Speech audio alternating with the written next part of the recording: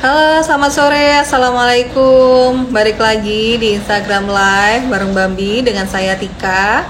Di sore ini kita akan balik lagi live bareng Dokter Rizal, dokter spesialis kandungan yang udah langganan banget di Bambi. Nah, nanti ini kita akan bahas tentang tips melahirkan normal maupun sesar, gimana caranya biar bisa lancar gitu. Dan saya yakin ini penting banget buat follower Bambi karena yang mayoritas adalah ibu-ibu hamil. Oke, kita langsung join sama Dokter Rizal ya. Halo, assalamualaikum dokter. Halo, assalamualaikum. Waalaikumsalam, Mbak Tika. Ya, balik lagi live dengan Bambi dokter. Iya, nggak kerasa ya, tak lagi udah lebaran kita ya. Iya, nggak kerasa. Di sini tinggal beberapa hari aja dokter. Iya. Gitu.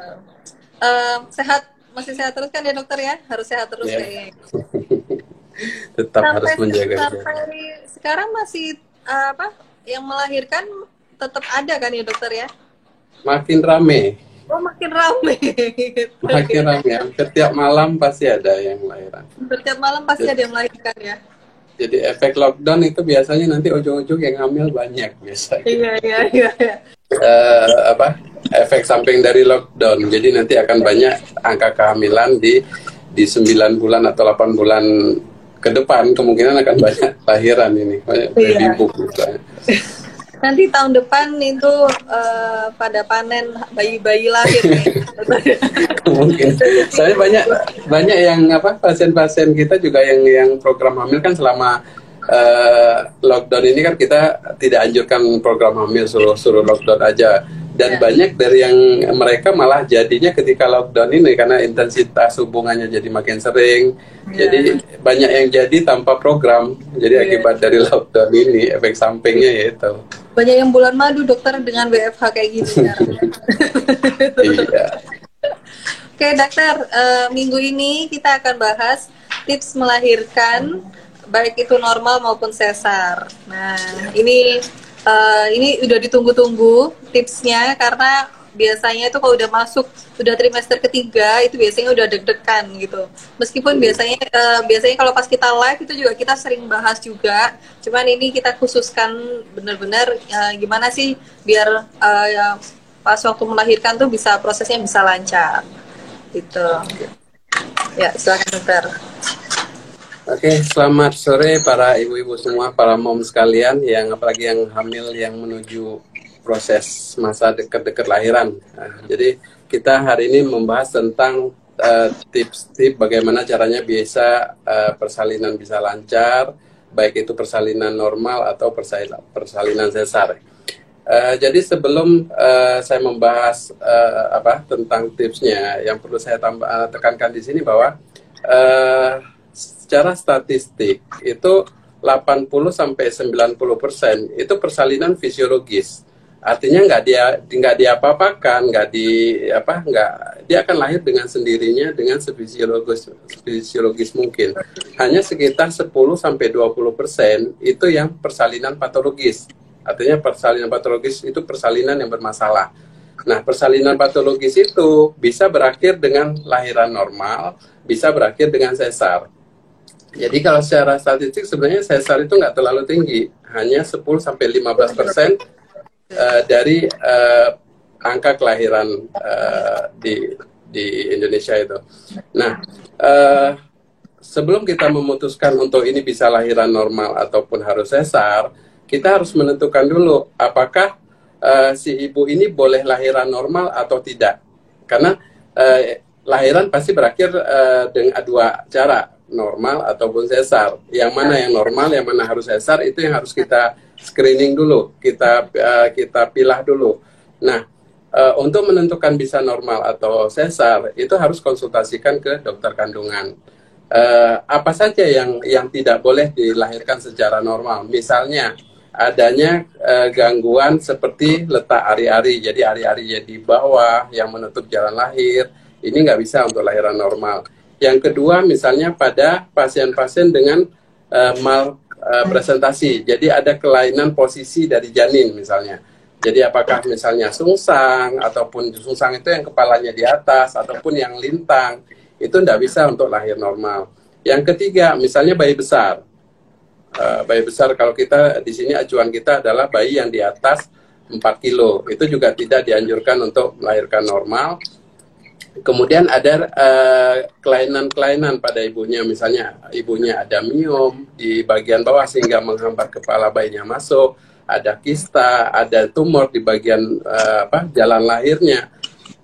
Jadi intinya harus di screening dulu, ini kehamilannya ini bisa lahir normal atau tidak. Nah, jika seandainya dari hasil screening itu semua aman, artinya tidak ada masalah, baru kita bisa coba normal.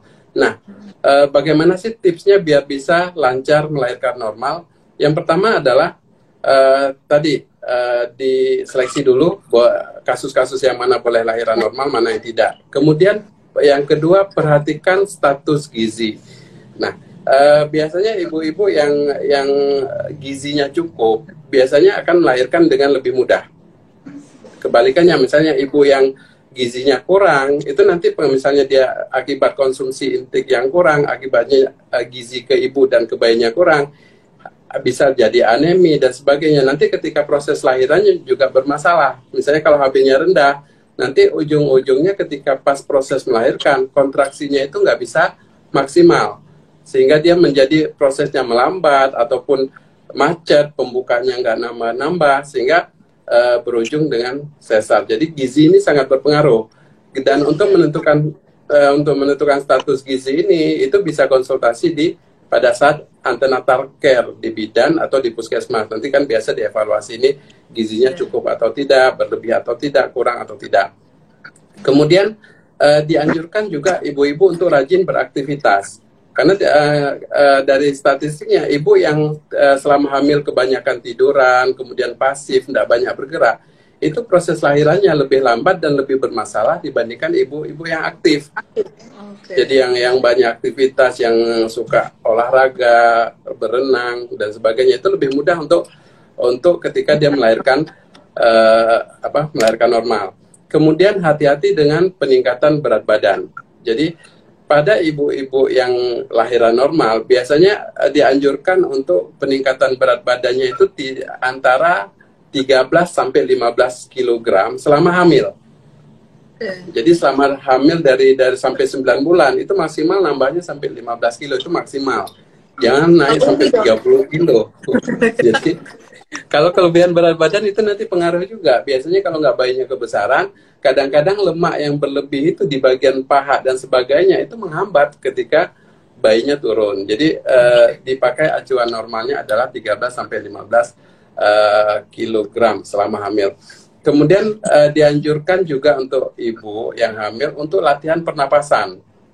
Jadi latihan pernapasan itu untuk memudahkan ketika nanti proses mengeden. Jadi biasanya bisa dengan cara ikut-ikut senam, ya ikut senam, kemudian ikut yoga. Jadi sejenis latihan-latihan yang bisa dilakukan pada saat hamil, sehingga nanti ketika untuk proses melahirkan itu dia terbiasa dengan latihan nafas, jadi nggak panik dan bisa teratur dia proses nafas.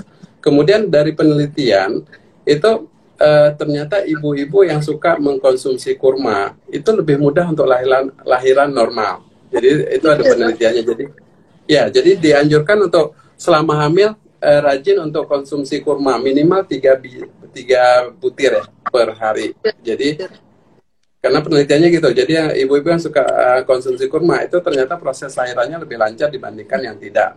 Kemudian usahakan untuk ikut senam hamil. Ini tadi berhubungan tadi dengan senam hamil itu kan dia melatih pernafasan, kemudian menguatkan otot-otot panggul, gimana cara melatih mengeden yang benar. Jadi di senam hamil itu biasanya diajarkan untuk melakukan latihan-latihan seperti itu. Di mana bisa melakukan senam hamil? Banyak. Jadi hampir sekarang bidan-bidan praktek mandiri sudah buat senam hamil di rumah, kemudian puskesmas juga ada, rumah sakit juga ada. Jadi rajin-rajin untuk mengikuti senam hamil. Kemudian olahraga. Tadi olahraga ini juga berhubungan seperti tadi, rajin aktivitas. Jadi kalau aktivitas kan secara umum ya. Kalau olahraga ini lebih ke olahraga yang mendukung, menguatkan otot-otot untuk melancarkan persalinan. Nah, olahraga apa yang dianjurkan untuk ibu hamil? Sebenarnya yang paling bagus renang. Itu yang paling bagus.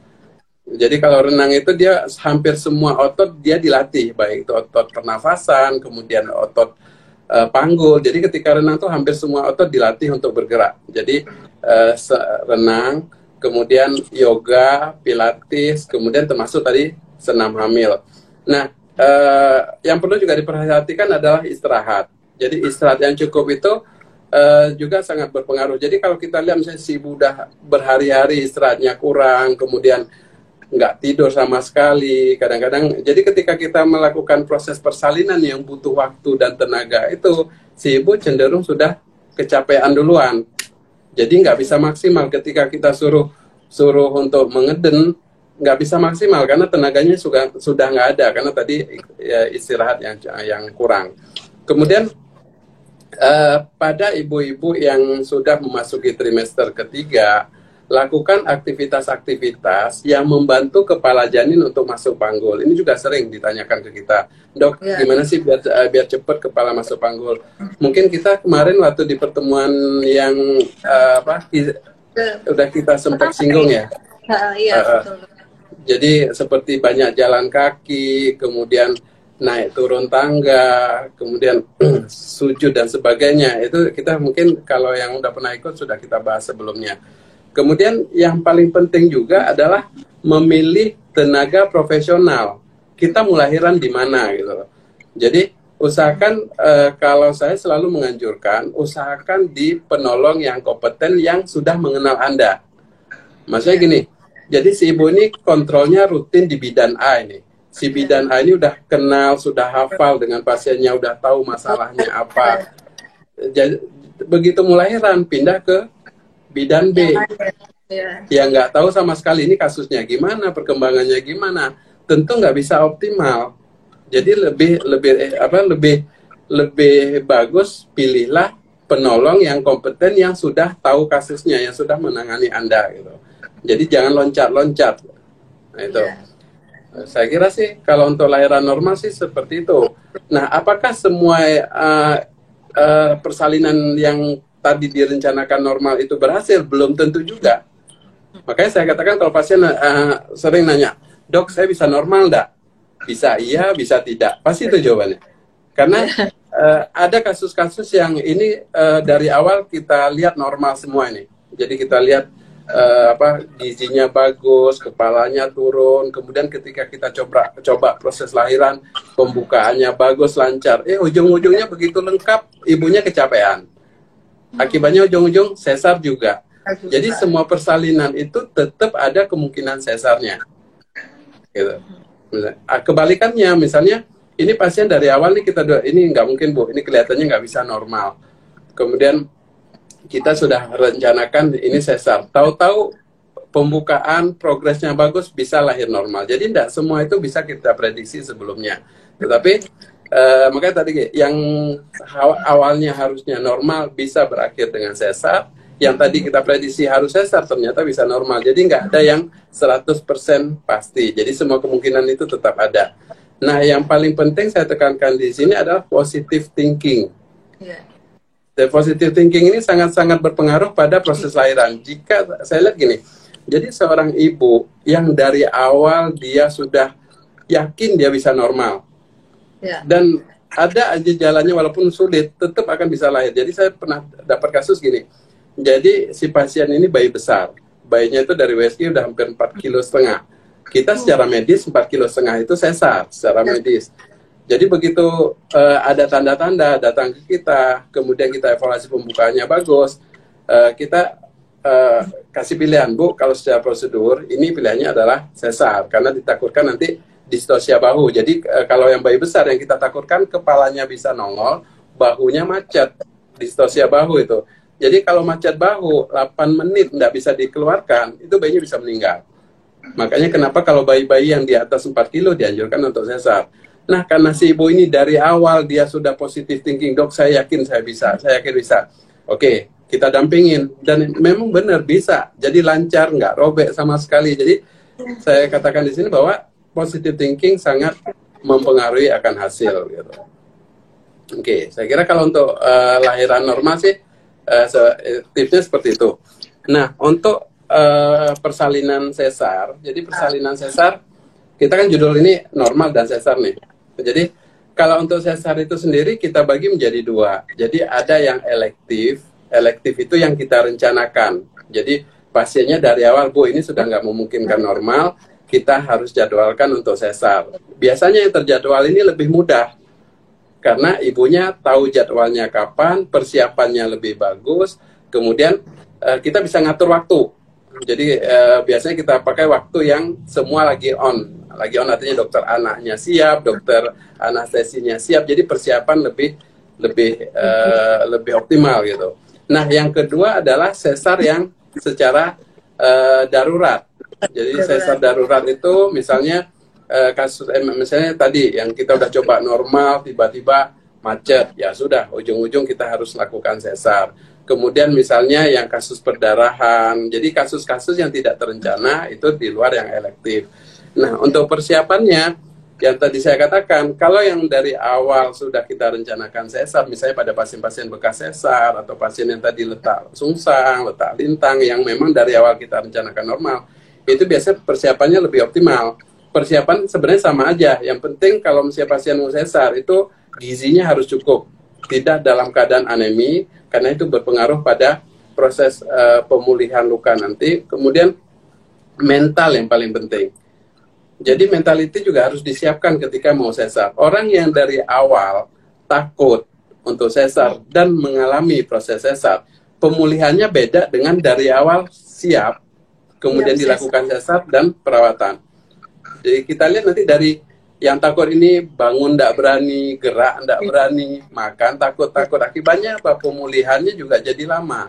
Tapi kalau orang yang secara mentalnya sudah siap ketika kita lakukan sesar, itu cepat, mobilisasinya bisa cepat dia bisa IMD, kemudian nggak terlalu lama dengan ya, tadi situasi yang nggak kondusif tadi. Kalau standar kayak misalnya ya siapkan dokumen-dokumennya diperlukan, kayak buku nikah itu perlu, kemudian persiapkan juga untuk baju ganti, kemudian peralatan bayi. Ya, kalau untuk peralatan bayi ini bagian Bambi nih catatnya ya. Jadi itu harus disiapkan karena di rumah sakit, walaupun di rumah sakit itu kan kita biasanya sudah ada paket untuk peralatan bayi, tapi itu biasanya nggak cukup. Jadi nanti ketika untuk ganti-ganti si ibu juga harus membawa. Jadi kadang-kadang sering ditanya sama pasien, dok saya mau SC, apa aja sih yang perlu dibawa?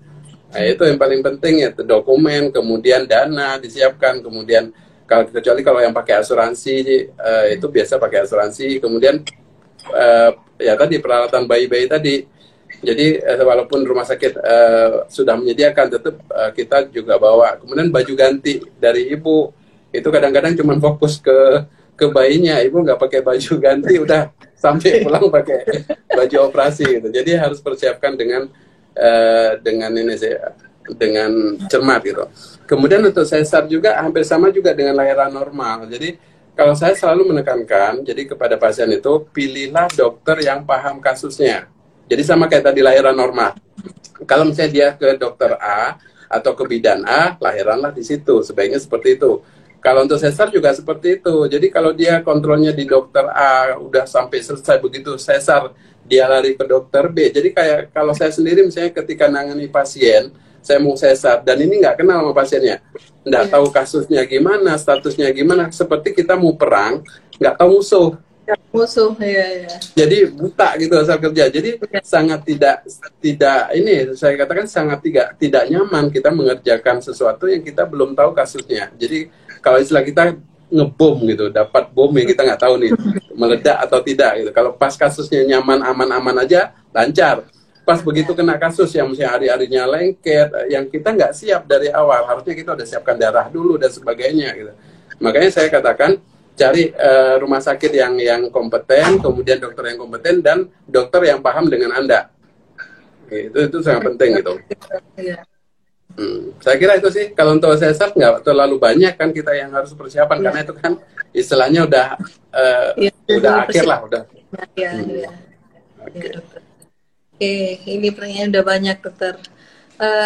Dokter, ini ada pertanyaan dari Fadiah Rifain. Saya udah usia 40 tahun, sudah 12 tahun menikah dan baru hamil. Apakah berisiko melahirkan normal mengingat saya juga punya riwayat asma? Oke, untuk kasus seperti itu kita masukkan ke termasuk bayi mahal. Jadi high social value baby. Jadi bayi mahal itu misalnya yang umur ibunya udah tua baru hamil, ataupun dia menikah sudah lama baru hamil. Ibu-ibu yang program dulu baru hamil, misalnya kayak dia bayi tabung kah, yang untuk hamilnya itu tidak mudah. Iya. Jadi untuk hamil tidak mudah. Untuk kasus-kasus seperti ini sebenarnya kalau dibilang boleh normal atau tidak itu relatif gitu loh. Bedanya gini, kalau misalnya pasien lahiran normal, itu banyak hal yang bisa terjadi pada proses lahiran. Banyak hal, walaupun didampingi dengan baik, belum tentu yang namanya manusia juga tetap ada kemungkinan loss-nya. Dikhawatirkan ketika kita coba lahiran normal dan bermasalah, bayinya katakanlah something, paling jelek katakan sampai meninggal bayinya. Untuk hamil lagi belum tentu mudah.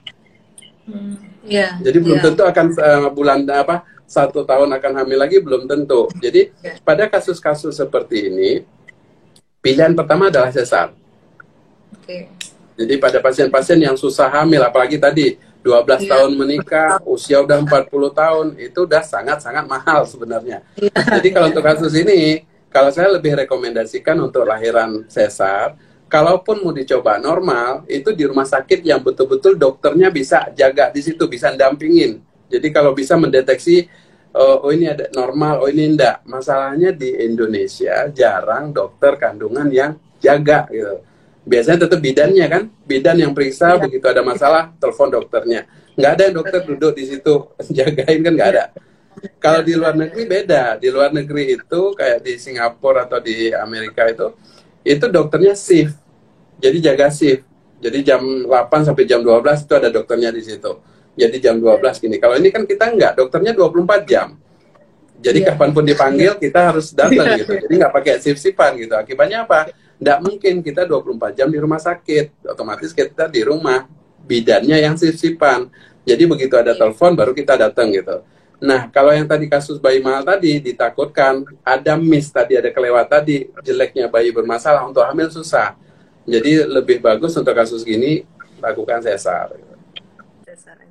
Ini ada pertanyaan dari Bunda Astri Fauzan. Dokter, ari-ari di bawah usia 36 minggu, apakah bisa bergeser dengan makan yang banyak BB bayi 2.700? Maksudnya gimana ini ya dokter? Ini kemarin kita juga udah pernah bahas ya di pertemuan yang lalu. Nah, jadi gini Bu, kalau ari-ari itu, kalau saya selalu menganalogikan dengan akar pohon. Jadi kalau misalnya ini ada suatu ruangan, kemudian ini pohon, kita tempel di sini, kemudian akar tumbuh dari situ. Akar itulah ari-ari. Ari-ari tempat janin menyerap nutrisi dari ibu. Jadi kalau pas lahir dia nempelnya di atas, ari-ari tumbuh di atas. Kalau pas lahirnya di bawah, nempel di bawah, dia tumbuhnya dari bawah. Itulah yang disebut dengan ari-ari placenta previa, ari-ari di bawah. Bisa geser enggak? Ari-ari itu kayak akar, dia nggak akan bisa geser pindah-pindah enggak? Kalau kehamilan di bawah 27 minggu, itu rahim belum maksimal membesar. Ketika dia membesar, makin lama makin besar, ari-ari itu naiknya kemana? Kalau naik ke atas, ya sudah aman. Kalau dia tetap di bawah, tetap nutup. Jadi kalau di atas 27 minggu, ari-ari di bawah sudah selesai. Nggak akan mungkin dia pindah kiri kanan lagi, nggak mungkin. Jadi pilihannya cuma sesar. Jadi nggak ada, nanti makan A, makan B, suruh makan ikan apa gitu. Ada juga di mitosnya kalau pingin ari-arinya geser, makan ikan. Saya pernah ada waktu di Sampang kalau nggak salah. Jadi suruh makan ikan ini tuh biar ari-arinya naik. Jadi nggak bisa. Jadi kalau udah di atas 27 minggu, 28 minggu, sudah didiagnosa dokternya ari-ari nutup. Nutup itu kan macam-macam, ada yang nutup sempurna, ada yang nutup sebagian, ada hanya di bagian bawah. Jadi hanya dokternya yang bisa menentukan nanti waktu periksa, oh ini Bu masih bisa dicoba normal dulu tapi di rumah sakit. Oh ini tidak bisa nih, harus sesar gitu. Jadi ikuti saran dokternya aja. Kalau dokternya mengatakan sesar, ikut aja. Karena hari-hari di bawah itu sangat beresiko kalau dicoba normal, karena risiko perdarahan. Kalau sampai perdarahan, apalagi perdarahannya di bidan, resikonya bisa bayinya meninggal, malah paling parah bisa ibu-ibunya ikut gitu. Jadi sesar sih kalau untuk kasus gitu. disiapkan aja berarti Bu. Iya, siapkan mentalnya aja. Dari pertanyaan dari Bunda Gea Maga. Dok, anak pertama lahir normal, kedua juga normal, tapi yang kedua jahitannya terlalu panjang, Dok. Katanya kalau hamil lagi harus sesar. Bener ya, Dok? Oke, jadi gini, kalau lahiran normal itu kan ada salah satu komplikasinya ruptur perineum namanya. Ruptur perineum, jadi maaf ya. Jadi ini vagina, kemudian ini anus. Ada area di antaranya nih, antara vagina dengan anus. Dan ini yang paling sering robek. Yeah. Jadi kalau untuk robek grade 1, grade 2, jadi hanya sebagian aja dijahit, itu tidak ada masalah. Tapi kalau robekannya parah, apalagi sampai ke anus, otomatis ketika dijahit, itu area di bagian jahitan itu jadi jaringan parut. Tidak akan sama dengan jaringan sebelum dijahit. Dia lebih kaku. Nah, untuk kasus-kasus grade 4 seperti ini, kalau dicoba normal, itu otomatis akan robek lagi dengan lebih parah. Karena jahitan tadi nggak akan maksimal, nggak akan bisa seperti normal. Dia yang namanya jaringan sudah terluka, kemudian dijahit, dia jadi parut, jadi lebih kaku dibandingkan jaringan sekitarnya. Ketika kepala bayi masuk, dia akan tertarik tadi. Iya. Karena dia rapuh, otomatis robekannya lebih parah. Ngejahitnya lebih sulit lagi. Jadi kalau nanti misalnya sudah pernah di repair, kemudian lahiran normal dan robek lebih parah, itu ngejahitnya setengah mati. Kita udah pernah ngerjakan, itu bisa lepas, nyambung. Ada malah yang nggak bisa jadi. Akibatnya apa? Jadi nyampur. Anusnya kalau buang air besar masuk ke vagina, jadi sulit nanti nangani. Jadi kalau saran saya sih kalau untuk repair berat pada vagina di perineum itu sebaiknya jangan lagi dilewati oleh kepala bayi. Jadi pilihannya sesar memang. Jadi saya setuju dengan anjuran dokternya untuk jangan dicoba normal untuk repair yang berat seperti itu. Gitu. Harus lebih amannya lagi aja, Dok ya. Mikir lebih aman ya. Yeah. Oke, pertanyaan dari Bunda Khotijah 405. Anak saya pertama nggak males, Dok. Ini anak kedua. Oh, oke. Ini ngomong masalah capek. Saya skip aja dulu, soalnya nggak berhubungan ya, Dok. Ini ada pertanyaan dari Bunda Ai Permatasari. Usia kandungan berapa, Bu? Kandungan berapa boleh mulai yoga, jimbal, sama berenang, Dok? Berapa minggu ini, Dok? Sebenarnya tidak ada batasan khusus sih, dari usia kehamilan berapapun boleh, tapi memang kita anjurkan mulai trimester kedua. Mulai trimester kedua itu sudah mulai latihan olahraga. Kalau trimester pertama sebenarnya kalau nggak ada keluhan boleh-boleh aja. Cuma biasa trimester pertama ini kan problemnya banyak. Jadi yang ada risiko keguguran, kemudian ada yang mual muntah yang berlebihan. Jadi jangankan disuruh olahraga, untuk aktivitas biasa aja susah kalau untuk trimester pertama karena tadi mual muntah. Jadi kalau nggak ada keluhan trimester pertama sudah boleh. Tapi kalau misalnya ada keluhan tadi mulai trimester kedua itu boleh mulai untuk olahraga. Gitu. Sesuaikan dengan kondisi aja. Jadi jangan dipaksakan. Yang penting tetap beraktivitas dan ikut program senam hamil di bidan. Biasanya sudah ada paketnya itu nanti. Ini ada pertanyaan dari Bunda Anggraini. Kalau BB di bawah normal bisa lahiran normal nggak ya, Dok? Kalau berat badan bayi itu sebenarnya kan idealnya itu antara 2,5 sampai 3,5. Jadi kalau berat di bawah 2,5 kg sebenarnya ya, untuk lahiran normal masih tidak ada masalah selama tidak ada kontraindikasi untuk dilahirkan normal. Tapi beda halnya dengan bayi prematur. Kalau bayi prematur kadang-kadang itu kan tulang kepala bayi itu kan belum terlalu ini ya, dia masih terlalu lunak. Kalau bayi-bayi yang prematur atau bayi-bayi yang IUGR, pertumbuhan janin terhambat, itu kadang-kadang dengan dia lahir normal itu trauma ke kepala janinnya lebih besar dibandingkan kalau dia sesar. Makanya kalau pada pasien-pasien IUGR itu yang pertumbuhan janin terhambat, dia usia kehamilannya udah cukup bulan tapi berat badannya kecil. Jadi janin-janin yang terganggu pertumbuhannya itu memang lebih aman dilakukan sesar dibandingkan dicoba lahir normal. Karena tadi faktor kepala janinnya itu yang tidak bisa menahan ketika dia proses mulahir itu kan dia membuka jalan. Otot-otot ibu itu didorong, otot-otot panggul itu didorong sehingga buka jalan lahir. Jadi kepalanya ini nggak kuat untuk nahan dorongan tadi, sehingga biasanya resiko kejang pada bayi, kadang-kadang ada pecah pembuluh darah otak bayi, jadi komplikasi ke bayinya lebih besar dibandingkan kalau dia dilakukan sesar. Tapi kalau untuk bayi prematur kadang-kadang masih bisa lahir normal selama prosesnya lancar, nggak ada masalah gitu. Oke, ini ada pertanyaan dari Bunda Anita. Dok, baby saya sering cegukan. Kenapa ya, Dok? Jadi masalah cegukan itu sebenarnya begini loh.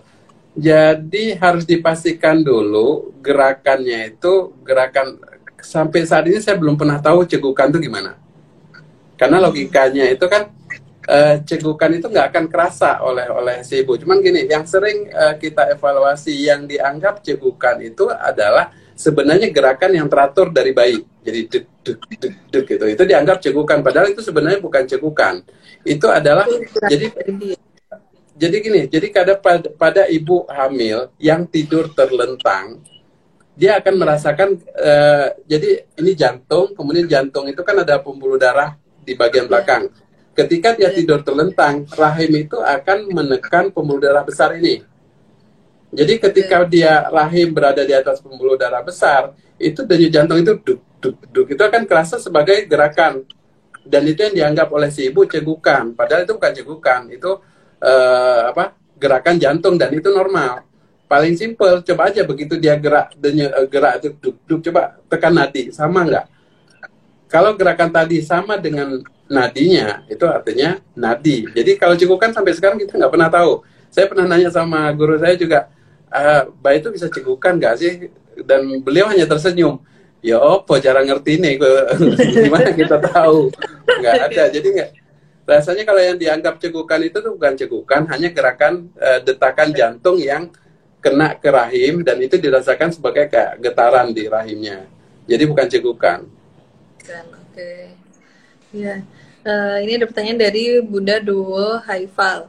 Untuk lahiran sesar yang ketiga, itu lebih sakit nggak sih, Dok?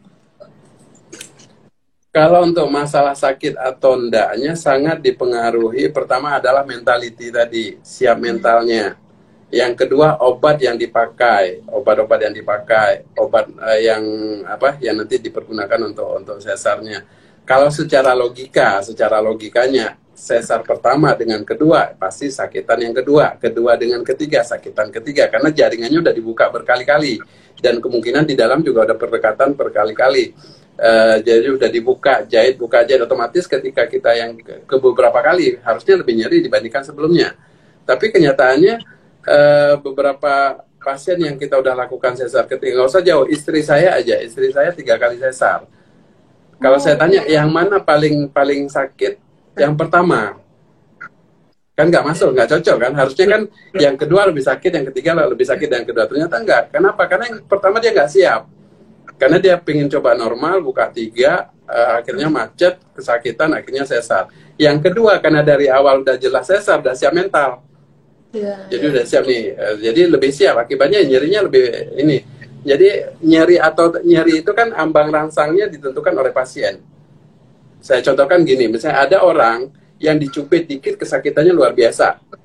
Ada orang yang ditinju kayak petinju lah, ditumbuk dan sebagainya, dia nggak ngerasa sakit. Kenapa? Dia udah terlatih, ambang rangsangnya udah dilatih.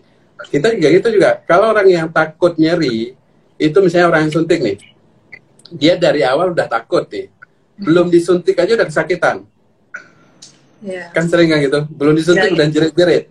Tapi kalau dia udah siap mental, santai aja disuntik biasa, nggak ada ini udah. Sesar juga kayak gitu. Jadi kalau ditanya apakah lebih sakit yang sesar yang ketiga, harusnya iya. Tapi kenyataannya tidak seperti itu. Kebanyakan malah banyak mengeluh yang nyeri yang sesar yang pertama. Gitu. Jadi tapi tadi obat berpengaruh. Semakin obat yang obat yang kita pakai, semakin berkurang nyerinya. Semakin minimalis paket yang kita pakai, semakin rendah obatnya, makin nyeri. Jadi ada harga ada rupa, istilahnya kayak gitu. Dokter, tadi itu tertarik sama cerita dokter tadi, yang istri dokter tadi kan pembukaan ketiga, terus habis itu macet. Lah, kondisi apa sih yang membuat akhirnya pembukaan itu macet? Karena kemarin tuh ada karyawan dari Bambi juga, itu sudah pembukaan 4 terus macet. Terus akhirnya dia sesar gitu. Apa sih yang menyebabkan pembukaan itu jadi macet? Jadi pembukaan itu macet itu banyak faktor. Pertama bisa jadi dari kontraksinya. dari kontraksi rahim. Jadi begitu udah pembukaannya udah 3, 4, kontraksinya berhenti. Jadi nggak nambah-nambah lagi, bisa dari faktor. Yang kedua dari jalan lahir. Jadi ada problem di jalan lahir. Waktu di pintu panggul atasnya bagus. Ketika masuk ke dalam, ternyata di dalamnya ada penyempitan panggul bisa. Jadi macetnya di tengah gitu. Bisa itu juga tidak diketahui ya, Dok? Itu nggak tidak bisa kita diketahui. prediksi. Kalau itu nggak bisa diprediksi. Makanya saya katakan ada yang sudah kita prediksi normal semua, tapi ujung-ujungnya sesar. Karena tadi banyak hal yang bisa terjadi. Ada yang sudah buka lengkap, kepalanya sudah di bawah, tinggal ngeden aja. Ternyata ibunya nggak kuat ngeden, nggak ada tenaganya. Oke. Ya, Jadi banyak faktor dan itu nggak bisa kita prediksi. Nggak bisa kita prediksi. Jadi bisa dari faktor ibu, faktor kelelahan, his dan sebagainya. Bisa dari faktor jalan lahir, ada problem. Kadang-kadang juga ada yang lilitan tali pusat. Ini juga kadang-kadang bisa. Jadi ketika di pembukanya udah buka 3, buka 4, ternyata dia nggak turun-turun. Karena tali pusat ngelilit di lehernya, jadi nggak bisa turun. Jadi bisa. Jadi banyak faktor. Tapi yang paling sering dari ibu sih. Yang paling sering dari ibu. Jadi faktor tenaga, kecapean, kurang istirahat sebelumnya. Jadi lebih ke faktor itu. Oke. Jadi kalau sudah mendekati hamil 36, 37 itu harus lebih banyak istirahat untuk persiapan Ya. kelahiran itu ya. Oke. Dokter tadi kan dokter bilang kalau bisa ada ngikutin senam hamil. Nah sekarang kan kondisinya kan ada COVID kayak gini, itu lebih baik senamnya ngikutin dari YouTube gimana dok? Ini ada pertanyaan gitu ini. Senam hamil itu nggak harus ke rumah sakit, nggak harus di klinik. Sekarang di YouTube banyak. Jadi di YouTube banyak gimana instruksi senam hamil. Ikut itu nggak apa-apa. Jadi bisa senam hamil di rumah bisa. Jadi kalau pasien saya sekarang memang tak suruh di rumah. Jadi senam hamil di rumah YouTube banyak. Jadi daripada kita datang ke bidan, berkontak dengan orang-orang yang kita nggak tahu benar-benar dia negatif atau tidak. Karena sekarang Jawa Timur sudah hampir peringkat 1 ya, sudah hampir kalah di KI. Jadi hampir semua merah. Di Jombang aja sudah merah sekarang. Jadi dan kita nggak tahu siapa, karena nggak semua orang COVID itu ada gejala. Kayak saya kadang sehat-sehat gini belum tentu saya negatif. Bisa aja memang ada sudah virusnya, tapi karena kita masih daya tahan tubuh masih bagus, dia belum ada gejala. Itu yang dikatakan carrier. Jadi kalau misalnya kayak pergi ke bidan, kemudian senam hamil di sana, kemungkinan untuk kena itu tetap ada. Jadi lebih aman sih untuk masa-masa pandemi seperti ini di rumah. Jadi senam hamil di rumah, yoga juga boleh di rumah. Kalau yang nggak bisa di rumah cuma berenang ya, nggak ada kolam renangnya soalnya. Kecuali punya kolam renang pribadi ya dok. Itu boleh. Ya. Oke, berarti kalau berenang pun tadi saya lihat juga ada pertanyaan dok. Berarti kalau sekarang berenang nggak bisa ya dok? Ya kalau berenang di tempat umum mungkin lebih baik tidak ya dok ya? Tidak. Lagian sekarang kolam renang tutup setahu saya sih. Oh iya. Fitness kolam renang tutup kok. Jadi nggak ada yang buka. Ini ada pertanyaan dari Bunda Flora Anissa 23. Saya hamil 32 minggu. Bayi saya kemarin saya periksa berat badannya 1,4 dan saya anaknya kecil. Apakah bisa normal, Dok? Jadi kalau 32 minggu ya tadi ya? Iya, 32 minggu, Dok. 32 minggu itu normalnya berat bayinya antara 19 sampai 2 kilo 1 on. Normalnya segitu. Jadi kalau 14 itu masuk IUGR, pertumbuhan janin terhambat. Itu sama dengan jawaban kita tadi. Untuk kasus bayi yang pertumbuhannya tidak sempurna, otomatis dari bayinya sendiri sudah kurang optimal untuk lahir secara normal gitu. Jadi kalau untuk kasus IUGR, apalagi IUGR berat ini, memang pilihannya memang lebih untuk sesar dibandingkan normal. Karena tadi resiko trauma ke janinnya lebih berat. Kondisi bayinya itu udah tidak sehat. Jadi IUGR tuh kalau saya katakan simpelnya gini, IUGR tuh kondisi bayi tidak berkembang, bayi tidak bertumbuh dengan sempurna, jadi bayinya dalam kondisi tidak sehat, jadi nggak optimal. Dengan tidak optimal untuk lahiran normal itu traumanya lebih banyak ke bayi. Jadi bayi yang sudah dalam kondisi tidak optimal kita paksa lahir normal, nanti outcome-nya tidak bisa maksimal. Kalau sesar dia kan traumanya lebih rendah, jadi begitu dilahirkan jadi tidak terlalu memperparah kondisi janinnya. Jadi kalau untuk kasus gitu, cuman dipastikan dulu. Karena saya sering juga kasus gini, jadi 32 minggu, hitungan 14, ternyata ibunya salah hitung haid. Jadi dia Oh, nggak benar-benar 32 minggu. Jadi pada khusus untuk ibu-ibu yang haidnya nggak teratur, bisa 2 bulan sekali, 3 bulan sekali, atau pada pakai KB suntik yang tidak menstruasi terus tiba-tiba hamil. Itu begitu hamil USG untuk menentukan usia sebenarnya. Karena tadi seringkali kalau misalnya 1,4 itu usia kehamilan 28 minggu, 28, 29 minggu. Jadi bukan kehamilan 32 minggu. Jadi harus benar-benar dipastikan dulu ini benar-benar IGR kah atau dia salah hitung haid. Jadi untuk membedakannya itu harus ada di trimester pertama USG. Itulah pentingnya USG di trimester pertama. Karena USG trimester pertama itu angka kesalahannya cuma 3 hari. Jadi kita bisa pakai untuk acuan menentukan usia kehamilan, menentukan dia taksirannya kapan. Jadi kalau misalnya ternyata bukan karena IUGR, karena salah hitung ya, haid, ya kehamilannya lanjut seperti biasa, bisa lahir normal juga. Tapi kalau sudah beberapa kali USG memang ternyata nggak berkembang, baru kita menyatakan dia IUGR. oke. Nah dok, ya, kalau umpamanya ternyata benar ini 32 minggu dan berat badannya 1,4. Nah ini kan masih ada sekitar 5 minggu kan dok ya, 5 minggu lagi gitu.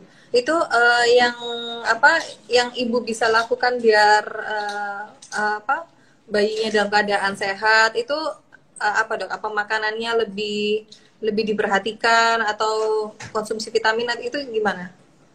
Jadi gini, IUGR itu kan penyebabnya macam-macam. Jadi IUGR-nya penyebab macam-macam. Bisa karena kelainan pada ibu. Misalnya ibu-ibu yang hipertensi, ibu-ibu yang ada gangguan di vaskularisasi dari plasentalnya, akibatnya nutrisi ke bayinya tidak berkembang dengan baik. Tidak semua pasien dengan IUGR bisa ditangani dengan makan yang banyak. Oke. Jadi nggak semua. Jadi ya memang yang bisa dilakukan ibu coba konsumsinya banyak, kemudian nutrisinya ditingkatkan, kalau perlu minum yang manis-manis. Tapi tidak semua membantu karena kita harus lihat dulu penyebab IUGR ini apa. Bisa karena tadi penyakit pada ibu, penyakit metabolik ibu, misalnya pada ibu yang hipertensi. Bisa aja memang ari-arinya kecil. Jadi IUGR ini paling sering ketika kita lahirkan ari-arinya kecil banget. Jadi ibarat tumbuhan, pohon, itu akarnya kecil. Jadi kita kasih pupuk sebanyak apapun yang dia serap tetap kecil. Akibatnya pohonnya juga tetap kecil.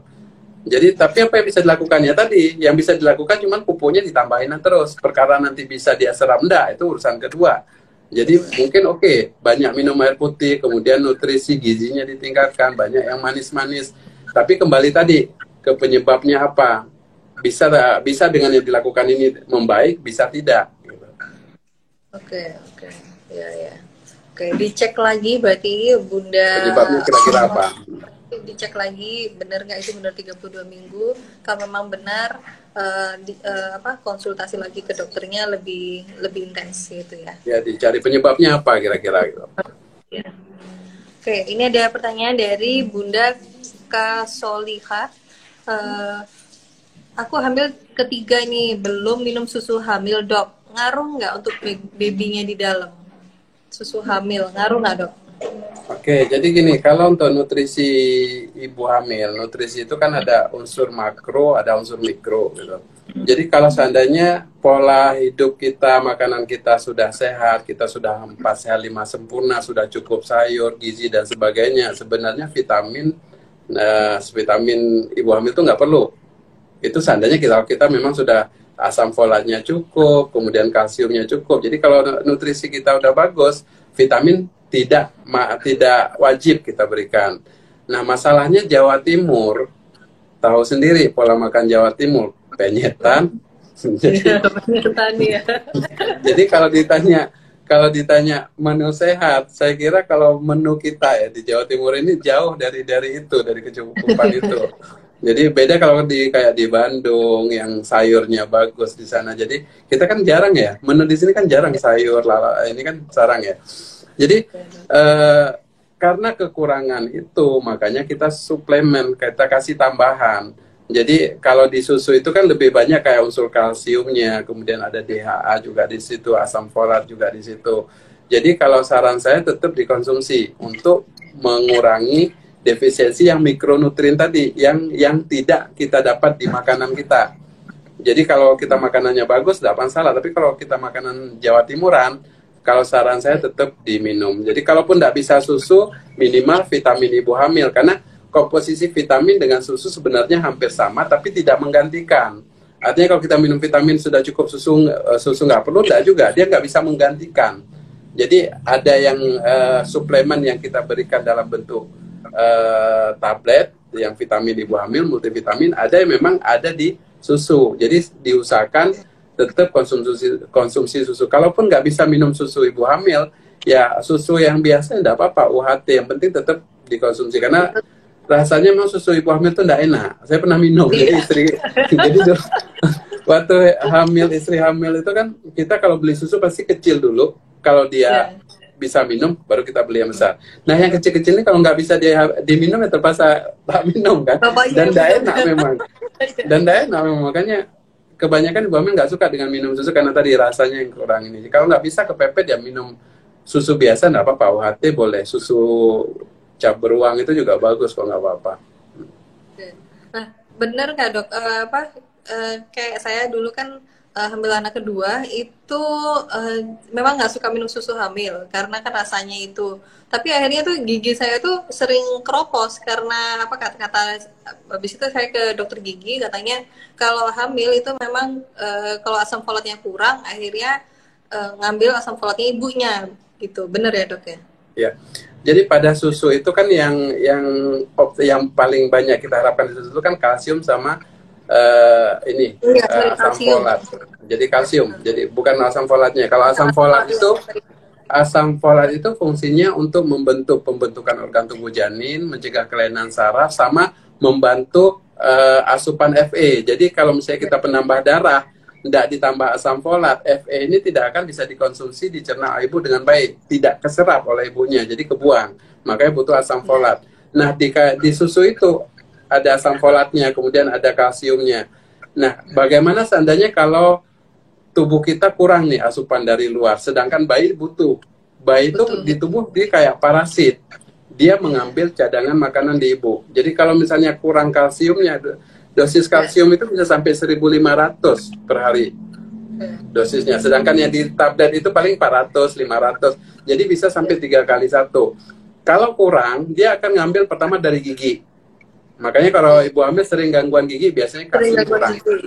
Yang kedua dari tulang belakang. Makanya kalau ibu hamil, apalagi hamilnya udah bolak-balik, kalsiumnya kurang, otomatis osteoporosisnya lebih cepat. 40 tahun udah boyoan biasanya. Makanya jadi susu itu yang dikejar itu. Jadi kalau ditanya nggak minum susu boleh apa enggak? Ya boleh, kalau dibilang boleh, efek sampingnya tadi ibunya mungkin akan cepat ompong atau osteoporosis, itu aja, larinya ke situ. Kalau bayi nggak peduli, dia tetap akan ngambil kebutuhannya berapa, dia akan ambil. Nggak dapat dari makanan, dia ambil cadangan. Jadi itu sih. Jadi tetap sebisa mungkin dikonsumsi. Gitu. Oke. Dokter, ini ada pertanyaan dari Ibu Khotijah 405. Kalau sering jalan pagi juga pengaruh nggak dok? Mungkin pengaruh untuk lancar melahirkan. Kan biasanya paling sering itu kan jalan pagi dok kalau ibu-ibu hamil. Seperti saya katakan tadi, kan ada satu tips biar cepat bisa lahir normal itu kan melakukan aktivitas-aktivitas yang membantu turun kepala janin ke panggul. Aktivitas turun tadi yang tadi kita sempat singgung di awal, jalan nggak mesti pagi kok Bu, jalan kaki itu bisa kapan aja. Cuman kalau siang hitam nanti kalau misalnya jalan siang-siang. Tapi sebenarnya kalau di jalan di rumah di rumah aja boleh. Jadi kayak jalan-jalan di rumah, keliling-keliling, aktivitas itu sebenarnya nggak mesti jalan yang jalan keluar, keliling-keliling itu enggak. Jadi banyak jalan kaki aja di rumah ya boleh. Stay at home sambil jalan-jalan ya boleh, keliling-keliling aja di rumah. Nggak mesti pagi. Jadi prinsipnya gerakan itu ketika kita jalan, itu gravitasi akan membantu kepala bayi turun. Nah kalau misalnya ada tangga, naik turun tangga juga boleh. Jadi ketika dia naik turun tangga juga membantu gravitasi kepala bayinya jadi lebih cepat turun dan lebih cepat untuk lahiran. Jadi mencegah untuk kehamilan lewat waktu. Jadi boleh. Tapi tadi saya garis bawahi bukan hanya pagi. Jalan kaki sih sebenarnya, jalan kaki nggak mesti pagi, kapanpun boleh gitu. Ini ada pertanyaan dari Bunda Dwinur A22. Kalau usia kehamilan 36 minggu dan baru pertama tensinya tinggi 140, kemudian dites urin ada protein 1+. Apakah bisa lahiran normal dan bagaimana caranya untuk menurunkan tensi tinggi, Dok? Terima kasih. Oke, jadi kalau misalnya ini kita berbicara tentang preeklamsi ya. Jadi preeklamsi itu suatu keracunan kehamilan. Kalau bahasa awamnya keracunan kehamilan. Jadi keracunan kehamilan itu bisa timbul di awal. Jadi di bawah 34 minggu sudah mulai keracunan kehamilan. Sebagian besar keracunan kehamilan itu timbul di akhir. Jadi 36, 37 pas deket-deket lahiran dia baru timbul. Tandanya apa? Tensi mulai naik di 140/90. Mulai ada protein positif. Jadi preeklamsi ini kita bagi dua, preeklamsi ringan sama preeklamsi berat. Kalau sekarang kita nggak pakai kata berat, preeklamsi ringan sama preeklamsi. Jadi preeklamsi ringan itu 140/90, tensinya protein positif 1. Kalau tensinya di atas 140/90, protein di atas positif 1, jadi 2 sampai 4. Itu preeklamsi berat sebenarnya, tapi ya, kita hilangkan kata beratnya karena berat ke eklamsi itu tipis banget. Jadi begitu udah nggak masuk preeklamsi ringan, ya sudah. Bedanya apa? Kalau preeklamsi ringan, kita masih bisa menunggu sampai 37 minggu. Kalau tensinya masih aman, masih kadang-kadang ada yang nunggu sampai 40 minggu. Tapi kalau preeklamsi berat, itu segera dilahirkan. Jadi begitu 36 minggu preeklamsi berat, kita nggak lagi menunggu sampai 40 minggu. Langsung dilahirkan. Nah pertanyaan, kalau misalnya bisa normal atau tidak? Tidak semua preeklamsi harus sesar. Jadi preeklamsi itu masih memungkinkan untuk dilahirkan normal dengan syarat untuk lahiran normal terpenuhi. Jadi misalnya nggak ada masalah, bukan bekas sesar, tidak sungsang, jadi masih bisa dicoba normal. Prinsipnya kalau pada pasien preeklamsi berat, semakin cepat lahir semakin baik. Jadi kalau misalnya lahiran normal belum waktu, itu butuh proses. Misalnya nih, di pembukaan belum ada, kita harus lahirkan normal, otomatis kita berikan obat untuk membuka jalan lahir dulu. Begitu timbul jalan lahir, kita tambah kontraksi, kita drip oksitosin. Itu butuh waktu. Makanya kadang-kadang ada beberapa dokter yang tidak mencoba normal, begitu preeklamsi berat langsung disesar. Jadi ada, dan itu nggak salah sebenarnya, tergantung penilaian klinis, lebih aman. Karena prinsipnya makin cepat dilahirkan makin baik. Kalau misalnya pasien datang sudah dalam keadaan infartu itu maksudnya sudah ada tanda-tanda, sudah mulai ketuban, sudah mulai keluar lendir, sudah ada pembukaan, kontraksi sudah baik, kepalanya di bawah, boleh dicoba normal. Jadi hipertensi itu bukan indikasi untuk melakukan sesar gitu. Jadi kalau prosesnya sudah ada tanda-tanda, kita coba normal, enggak apa-apa. Cuman jangan lahiran di bidan, itu aja yang perlu saya tekankan. Tensi tinggi wajib di rumah sakit, karena itu resikonya itu bisa kejang sewaktu-waktu dan kita nggak bisa prediksi kapan. Jadi boleh dicoba lahir normal di rumah sakit. Tapi itu kembali ke dokter yang nangani juga. Kalau dokternya mengatakan sesar, ikutin sajalah. Karena kalau hipertensi, karena preeklamsi ini penyebab kematian nomor 1 di Indonesia. Jadi kita, kalau saya sendiri dapat kasus preeklamsi ini, itu pulang nggak tidur enak itu. Pasti kepikiran, ini gimana kondisi pasiennya, kejang nggak, nanti besoknya gimana. Jadi kita tetap kepikiran kalau pasien-pasien preeklamsi ini, karena nggak bisa kita prediksi. Ada yang santai-santai, nggak ada masalah, tiba-tiba yang pasien kejang, turun kesadaran, meninggal, ada. Makanya kalau udah preeklamsi ini PR bagi dokter, dan kalau ibunya preeklamsi, ikuti aja deh kata-kata dokternya, karena itu di Jawa Timur juga masih penyebab meninggal ibu paling banyak itu preeklamsi gitu. Jadi ikuti saran dokternya aja. Dokternya. Ini dokter ada pertanyaan, ini kayaknya pertanyaan terakhir ini dok. Dari Bunda Fida Adawiyah. Dok, tips lahiran normal tanpa jahitan. Gimana?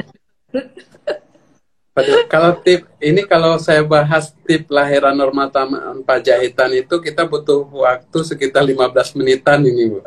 Jadi panjang, ada 10 sampai 11 step. Tahap, ya? Gini aja, saya sudah pernah buat video khusus tentang tips tanpa jahitan ini di YouTube. Coba nanti intip di channel YouTube saya.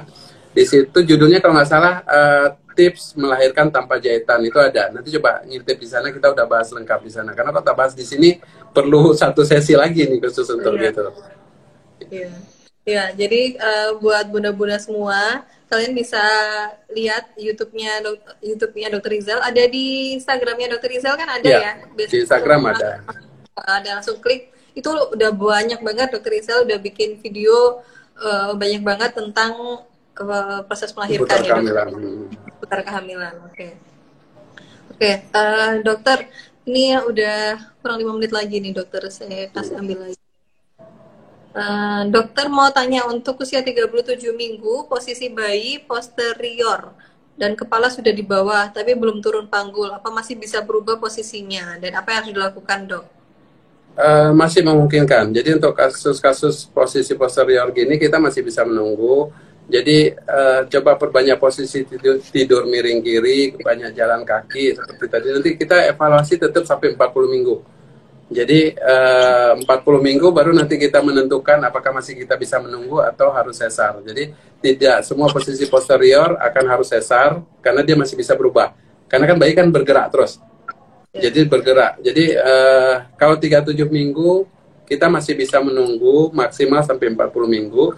Kalau 40 minggu belum ada tanda-tanda persalinan, belum ada kontraksi, kita cek ulang, kita lihat lagi posisinya, karena posterior kadang-kadang dia susah untuk turunnya. Jadi, tapi itu posisi masih bisa muter-muter kok. Jadi biar mudah muter, tidur miring kiri, karena dengan tidur miring kiri itu posisi rahimnya lebih rileks, lebih lebar, sehingga bayinya lebih mudah untuk mobilisasi gitu. Jadi ditunggu aja Bu, ditunggu sampai 40 minggu, kalau belum lahir dievaluasi ulang. Oke, dokter, ini udah yang tadi ada pertanyaan yang terakhir. Ini sih dari percakapan ini itu kan karena kita itu sebagai ibu hamil itu kebanyakan tuh takut, wah aku harus normal. Akhirnya ternyata di kondisi yang tidak memungkinkan, di terakhir akhirnya harus sesar. Akhirnya langsung kita langsung down, langsung kayak panik gitu. Jadi saya rasa sih memang harus dipersiapkan mental itu dari awal itu, ini bisa normal bisa sesar itu sudah apa ya, sudah jalannya dari Tuhan gitu kan ya. Benar nggak ya dok ya? Iya, karena gini, di masyarakat kita itu masih banyak beredar ini ya, bukan mitos ya, pendapat kalau ibu melahirkan sesar itu belum jadi ibu sempurna. Belum jadi ibu sempurna, iya betul. Padahal sama-sama loh dok. Itu yang paling apa ya, yang paling sangat mengganggu banget. Iya. Jadi kadang-kadang masalahnya sesar itu kan siapa sih yang mau sesar gitu? Siapa yang mau sesar? Semua pasti pengen normal. Tapi tidak semua ibu seberuntung itu. Jadi ada kasus-kasus yang tadi saya katakan, karena kelainan letak dan sebagainya terpaksa dia harus memilih lahiran sesar. Dan saya tambahkan di sini, sesar itu tidak lebih enak dibandingkan normal. Resikonya lebih besar, sakitnya lebih besar. Jadi bukan enak, sesar itu bukan enak. Kalau habis lahiran normal selesai, keluar selesai. Sesar itu bisa nyeri sampai berbulan-bulan gitu. Jadi ada yang sampai setahun masih kesakitan, masih ada. Jadi kalau persepsi orang mau sesar itu enak, nggak merasakan jadi ibu normal, salah menurut saya. Dan tidak semua ibu yang sesar itu karena keinginan dia. Banyak yang sudah mencoba normal, udah pembukaan lengkap, udah kesakitan luar biasa, terakhir harus sesar juga. Jadi itu mentalitinya itu yang harus di ini mindsetnya tadi. Jadi prinsipnya kalau saya bilang bukan pada proses lahirannya, bagaimana dia menjadi ibu yang baik. Ketika bayinya udah selesai, udah keluar, cara dia menjadi ibu itu yang dikatakan ibu sempurna atau tidak. Lahiran normal anak disia-siakan, ada toh? Iya, banyak. Jadi bukan prosesnya. Jadi prinsipnya gini, jalani aja, udah takdirnya kok. Kalau memang bisa lahir normal ya alhamdulillah. Kalaupun nanti ternyata memang Allah berkehendak lain, ada sesuatu yang menyebabkan harus sesar, ya jalanin aja. Jadi nggak usah difikirkan, nanti gara-gara sesar nggak jadi ibu sempurna lah, macem-macem. Enggak kok, nggak sesempit itu kok di agama kita. Prinsipnya bagaimana dia menjadi ibu yang baik, ibu yang amanah, itu bukan dia udah lahir normal atau sesar gitu. Iya. Itu sih yang paling penting. Saya pengalaman anak pertama itu lahir normal, anak kedua lahir sesar. Sakitan waktu sesar gitu. Jadi waktu afternya setelahnya itu bisa 3 bulan saya nggak bisa ngapa-ngapain karena lahir sesar. Tapi kalau pas normal habis lahiran selesai, udah kayak nggak ada kejadian apa-apa gitu. Ya, makanya kan sering, oh Ya, enak sesar, nggak sakit. Enggak juga. Sakitan ya, sesar, saya bilang. iya. Jadi yang paling penting itu adalah persiapan mental ya dok. Ya. Ada pesan terakhir dokter? 1 menit terakhir. Oke, semoga bermanfaat. Yang penting semoga bermanfaat. Jadi live kita ini menambah informasi bagi ibu-ibu. Jangan lupa di follow BMB Collection karena kita nanti akan sering bagi-bagi ilmu di sini. Jadi nggak banyak yang bisa kita sharing di sini. Kalau ini berhubung mau Lebaran juga, mohon maaf jika ada salah-salah kata. Mohon maaf lahir batin. Kalau ada waktu nanti kita akan coba share ilmu lagi seperti ini. Oh ya, yang tadi masalah kayak di YouTube, YouTube kita udah banyak hampir 200-an video khusus untuk tips hamil macam-macam. Jadi kalau yang nggak sempet terjawab di sini, coba dilihat-lihat di YouTube, banyak sudah kita bahas di sana. Oke. Oke, terima kasih banyak dokter. Saya terima kasih banyak. Nanti kita jumpa lagi setelah Lebaran. Kita ada program sama dokter Rizal tuh setiap 2 minggu sekali.